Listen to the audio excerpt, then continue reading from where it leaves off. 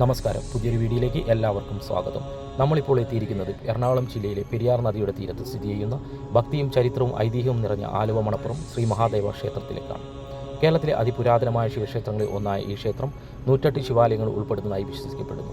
മറ്റെല്ലാ ക്ഷേത്രങ്ങളിലും നിന്നും ഇതിനെ വ്യത്യസ്തമാക്കുന്നത് ഇവിടെ ശിവലിംഗം സാധാരണ ശ്രീകോവിലിനുള്ളിലല്ല, മറിച്ച് പെരിയാറിൻ്റെ മണപ്പുറത്താണ് പ്രതിഷ്ഠിക്കപ്പെടുന്നത് എന്നതാണ്. അതുകൊണ്ട് തന്നെ ഈ സ്ഥലം മണപ്പുറവും എന്ന പേരിൽ പ്രസിദ്ധമായി. ഐതിഹ്യപ്രകാരം പരശുരാമൻ പ്രതിഷ്ഠ നടത്തിയ സ്വയംഭൂ ശിവലിംഗമാണ് ഇവിടെയുള്ളത്. മറ്റൊരു വിശ്വാസമനുസരിച്ച് രാവണനിൽ നിന്നും സീതയെ രക്ഷിക്കാൻ ശ്രമിച്ച ജടായുവിൻ്റെ അന്ത്യകർമ്മം ശ്രീരാമൻ നിർവഹിച്ചത് ഈ പ്രദേശത്താണെന്നും പറയപ്പെടുന്നു. അതിനാൽ ഈ തീരം ഭക്തർക്കിടയിൽ അതീവ പുണ്യസ്ഥലമായി കാണപ്പെടുന്നു. എല്ലാ വർഷവും മഹാശിവരാത്രി ദിനത്തിൽ ആഘോഷിക്കുന്ന ആലുവ ശിവരാത്രി മഹോത്സവം ലക്ഷക്കണക്കിന് ഭക്തരെ ഇവിടെ എത്തിക്കുന്നു.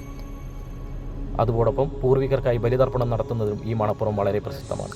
പെരിയാറിൻ്റെ ശാന്തമായ ഒഴുക്കും വിശാലമായ മണപ്പുറവും ആത്മീയമായ അന്തരീക്ഷവും ഒരുമിച്ച് ചേരുമ്പോൾ ഇവിടെ എത്തുന്ന ഓരോ ഭക്തർക്കും മനസ്സിന് അപൂർവമായ ഒരു ശാന്തത അനുഭവിക്കാൻ സാധിക്കും. ഇത്തരത്തിലുള്ള ക്ഷേത്ര വിശേഷങ്ങളും ചരിത്ര കഥകളും യാത്രാവിശേഷങ്ങളും നിങ്ങൾക്ക് ഇഷ്ടമാണെങ്കിൽ ചാനൽ സബ്സ്ക്രൈബ് ചെയ്യാൻ മറക്കരുത്.